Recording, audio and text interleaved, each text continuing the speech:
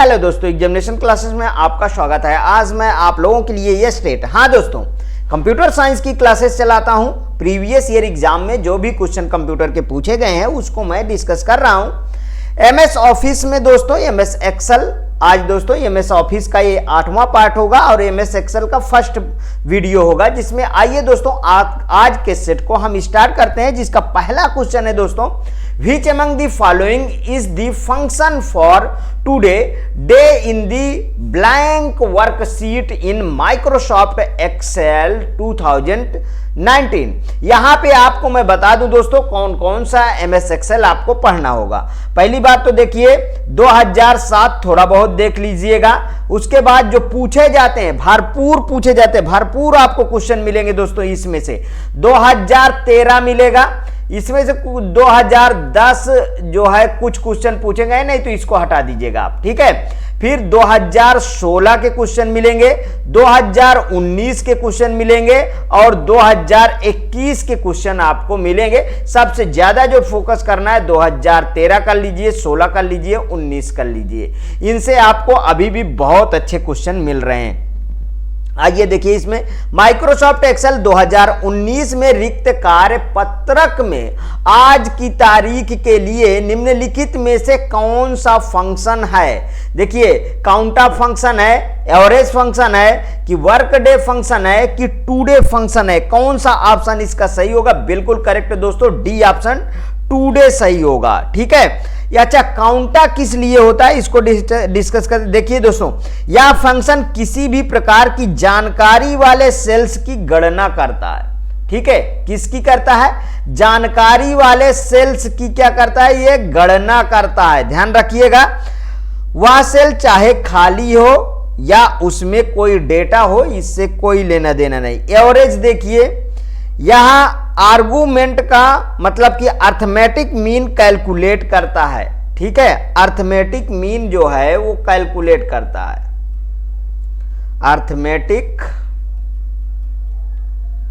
Arithmetic mean calculate करता है, ठीक है। वर्क डे फंक्शन क्या करता है इसको देख लीजिए। यह जो है एक नंबर देता है जो एक तिथि को प्रतिनिधित्व करता है, जो एक तिथि से पहले या बाद में कार्य दिवसों को संकातित संख्या होती है, इससे वर्क डे कहते हैं। तो आपका जो है डी ऑप्शन बिल्कुल करेक्ट होता है, today function. Next question, the advantage of using a spreadsheet is. Spreadsheet प्रयोग करने का लाभ यह है कि, कौन सा भैया लाभ है इसको देखिए।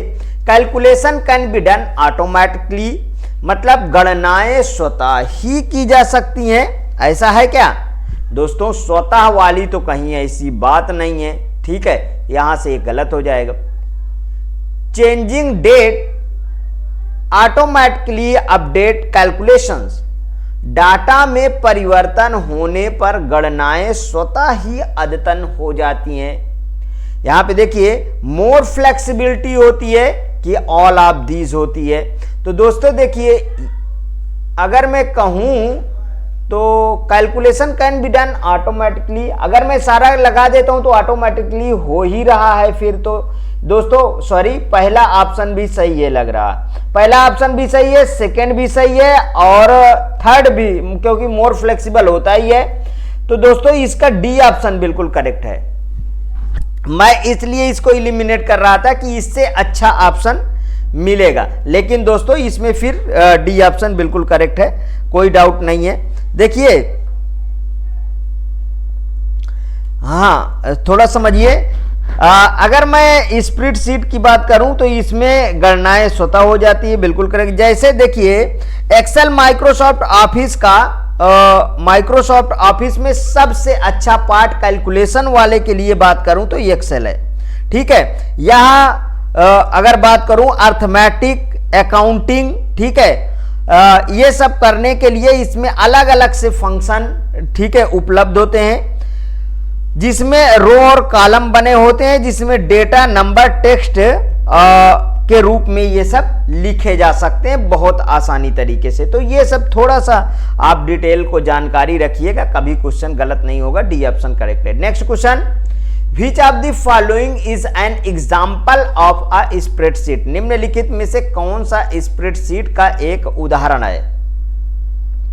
स्प्रेडशीट का एक माइक्रोसॉफ्ट एक्सेल है कि माइक्रोसॉफ्ट आउटलुक है, माइक्रोसॉफ्ट पावर पॉइंट है कि माइक्रोसॉफ्ट वर्ड है। देखिए कितना सिंपल सा क्वेश्चन पूछ लिया गया। यही तो हम लिखे हैं अपने थंबनेल में भी कि हम एमएस एक्सेल है, ये वही तो है। अच्छा, इसके जो पार्ट हैं देखिए ये सब एमएस ऑफिस, यहां पे देखिए थोड़ा ध्यान से, एमएस ऑफिस, ठीक है। एमएस ऑफिस में क्या क्या आएगा, एमएस एक्सेल आएगा, एमएस पहले वर्ड लिख लीजिए, ठीक है, एमएस वर्ड, एमएस एक्सेल, ठीक है, एमएस पावर पॉइंट जिसे पीपीटी कहते हैं, ठीक है, एमएस आउटलुक, एमएस आउटलुक,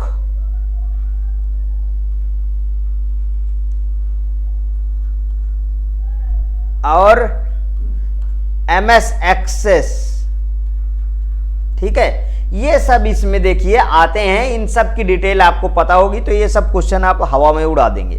थोड़ी सी मेहनत जरूरी है दोस्तों, क्योंकि जो क्वेश्चन पूछे जाते हैं वो बार बार इसी तरीके के क्वेश्चन पूछे जाते हैं, तो आपको पढ़ना जरूर पड़ेगा। यहाँ पे देखिए नेक्स्ट क्वेश्चन है, इन एमएस एक्सेल 2016, मैंने बताया था 13, 16, 19, 21, ठीक है, इन सबको विशेष ध्यान देना है। MS Excel 2016, a window can be the split into two parts by which of the following option। MS Excel 2016 में निम्नलिखित में से किस विकल्प द्वारा विंडो को दो भागों में बांटा जा सकता है। विंडो को दो भागों में बांटा जा सकता है। देखिए फॉर्मेट विंडो, अभी नहीं मुझे करेक्ट लगा। देखिए डेवलपर विंडो स्प्लिट, अभी भी करेक्ट नहीं लगा। हाँ, व्यू में जाना होता है, विंडो में जाना होता है स्प्लिट। दोस्तों सी करेक्ट है, आगे भी देख लेते हैं। पेज लेआउट और स्प्लिट नहीं दोस्तों, मतलब सी ऑप्शन दोस्तों बिल्कुल करेक्ट है। व्यू में जाइए, पहले क्या होता है दोस्तों, व्यू होता है, व्यू में जाइए, फिर उसके बाद किस में जाएंगे आप, विंडो में जाएंगे, और फिर इसके बाद किस में जाएंगे, स्प्लिट में जाएंगे, ठीक है। इसमें आप जाइए, आपको दो पार्ट में आप इसको बांट देंगे। Next question, if you enter the formula some A:A4, देखिए बहुत अच्छा पूछा गया है। इन सेल A5 इट वुड, यदि आप A5 सेल में फार्मूला इतना लिखते हैं, एंटर करते हैं तो क्या होगा, क्या होगा। ये देखिए इस तरीके के पहले से सीट दे दी गई है। इस सीट को ये क्या, सम का मतलब क्या होता है, जोड़ना होता है। सम का मतलब जोड़ना होता है, और जोड़ना कैसे होता है, मतलब ए से लेके A1, A2, A3 और A4 इन सब को जोड़ देगा, ठीक है। जो टोटल यहां पे आ जाएगा, क्या आ जाएगा, टोटल आ जाएगा। समझ में आया। अब यहां पे देखिए आगे, अब क्या कह रहा है यहां पे, इसके ऑप्शन को पहले देखिए कि throw an the error message B का, अरे एरर मैसेज यहीं से आपको काट दो। एरर मैसेज कहां से आ जाएगा, हटाओ। Display the result but will the junk, ये देखिए जंक मेल, अरे भाई साहब एलिमिनेट करना जरूर, मतलब डिस्कार्ड करना आप जरूर सीखिए, नहीं इतने बड़े बड़े आप क्वेश्चन को पढ़ते रह जाएंगे, वहां तो बताइए टाइम कम पड़ जाएगा ना, इसलिए इसको भगाओ। Display the average of all number from A1 to A4, ये कुछ सही लगा। आगे वाला देखिए, डिस्प्ले द करेक्ट सम, ये देखिए सम आ गया ना, बिल्कुल correct, sum all number of A1 to A4। कितना सिंपल क्वेश्चन पूछा गया है दोस्तों, लेकिन MS एक्सेल में इसी तरीके के आपको क्वेश्चन मिलेगा। देखिए अच्छे लेवल से पूछा गया, यूपीपी कंप्यूटर ऑपरेटर 2018 का ये क्वेश्चन पूछा गया है, तो बढ़िया है ना। इस तरीके के आप क्वेश्चन को बार बार रिपीट करिए। चलिए नेक्स्ट क्वेश्चन देखते हैं। What is the address of second cell in the MS Excel worksheet considering cell numbering in a row wise order? Row wise order में सेल नंबरिंग पर विचार करते हुए MS Excel के वर्कशीट में दूसरे सेल का एड्रेस क्या है, वर्कशीट में दूसरे सेल का एड्रेस पूछ रहा है। अब बताइए इससे अच्छा आपको क्वेश्चन मिलेगा क्या कि दूसरे सेल का एड्रेस क्या है? दूसरा सेल, कंफ्यूज नहीं होइएगा। पहले अभी ऑप्शन में नहीं गया हूं, यहां पहले आप देखिए कैसे क्या बनेगा, दूसरा सेल कहां आएगा, इसको आप समझिए पहले। उसके बाद देखिए यहां पे ऐसे मैं बना देता हूं, ये आपका यहां पे देखिए, यहां पे जैसे सीरियल नंबर दे देते हैं ABC, ठीक है, और इनको भी डिवाइड कर लेते हैं ना, तब तो मजा आएगा। ठीक है, तो दूसरा सेल पूछा है, ठीक, तो यहां पे 1 2 दे देते हैं, 1 2 3 ये सब दे दिया। अब हमारे पास दूसरा सेल कहां आएगा बताइए? दूसरा सेल पूछा गया है तो मेरे को दूसरा सेल यहां पे आएगा ना, ये यहां पे दूसरा सेल, ये इसे क्या कहते हैं ध्यान रखिएगा। ये सब क्या है? कॉलम है, और ये सब क्या है? ये सब रो है।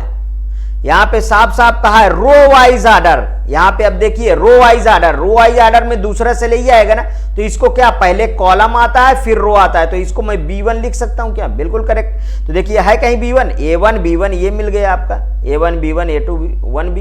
ठीक है, समझ में आया? आगे नेक्स्ट क्वेश्चन पे चलते हैं। Which feature of the Microsoft Excel is used to automate the data entered in a defined sequence?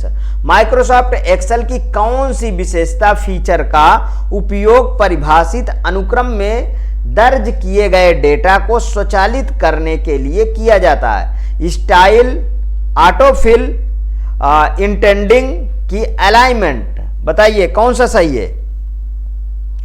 अच्छा क्वेश्चन है ना कि इसमें इसको देखिए, या अगर हम यहाँ पे बात करें, देखिए कौन सा फीचर उपयोग को परिभाषित अनुक्रम के, हाँ तो फिर ऑटोफिल होगा इसका ऑप्शन। ऑटोफिल, देखो ऑटोफिल का उपयोग करने के लिए माउस के बाएं बटन को क्लिक करके रखें और प्लस चिन्ह को उन जो आपका क्लासेस होगा मतलब कक्षा पर खींचे, जिन्हें आप भरना चाहते हैं पूरा का पूरा खींच दीजिए, तो ऑटोफिल सुविधा से वो भर जाएगा। समझ में आया? नेक्स्ट क्वेश्चन पे चलते हैं। देखिए बहुत अच्छा क्वेश्चन है, फिर से एक बार ताबड़तोड़ लगातार ये क्वेश्चन मिल रहे हैं। देखिए assume that you input the 12, ध्यान रखिएगा 12 in the cell A10 and 7 in cell B10, entering equal A10 minus B10 in the cell C10 would display the 5 in that the cell। इसको आप पढ़ते पढ़ते ही कंफ्यूज हो जाएंगे, लेकिन ध्यान से पढ़िएगा, बहुत अच्छा आएगा इसका ऑप्शन। ठीक है, देखिए what would we see in the D10 if you click the control plus C in the C10 and control plus V in the D10, copy the formula। मतलब मान लो कि आप सेल A10 में 12 और B10 में 7 इनपुट करते हैं, cell C10 में A10 माइनस B10 दर्ज करने से उस सेल में 5 प्रदर्शित होंगे। यदि हम C10 में कंट्रोल प्लस C और D10 में कंट्रोल प्लस V करते हैं, ध्यान रखिएगा ये वाला क्लिक करते हैं, यानी फार्मूला कॉपी करें, क्लिक करते हैं तो हम D10 में क्या देखेंगे? अरे भाई D10 में क्या देखेंगे? साफ साफ कितना देखेंगे? 2 देखेंगे, और क्या देखेंगे? यहां पे देखिए 5 6 0 और 2 देखेंगे। ठीक है, नेक्स्ट क्वेश्चन पे आइए चलते हैं। अब आइए, ये है एक question, in spreadsheet the function mode returns. एक स्प्रेडशीट में फंक्शन मोड रिटर्न, अच्छा क्वेश्चन है। ठीक, ये वाला भी क्वेश्चन मस्त है, इसको देखिए। The remainder when you the divide 2 numbers, शेष जब आप 2 संख्याओं को विभाजित करते हैं। सही है दोस्तों, ये तो सही होना चाहिए। इसको अभी एक टिक लगा लेता हूं, फिर आगे बढ़ता रहता हूं। The number in the middle of the set of the given number incremented by, दी गई संख्याओं के समुच्चय के बीच में संख्या 1 से वृद्धि होती है। The mode of the number, संख्याओं का बहुलक। The number of the in the middle of the set of the given number, दी गई संख्याओं के समुच्चय के बीच की संख्या। दोस्तों पहला ऑप्शन बिल्कुल करेक्ट है। नेक्स्ट क्वेश्चन पे चलते हैं। What is the result of the Excel formula. फिर आ गया एक्सेल फार्मूले से एक क्वेश्चन। यहां पे देखिए सीलिंग दिया है 19,4 और फ्लोर दिया है 19,4। ठीक है, अब यहां देखिए एक्सेल फार्मूला में ये चीज आपको सीलिंग और फ्लोर वाला लगाना है, का परिणाम क्या होगा। ठीक है, तो अब यहां पे देखिए सीलिंग और फ्लोर को थोड़ा समझ लीजिए आप पहले, तभी मजा आएगा।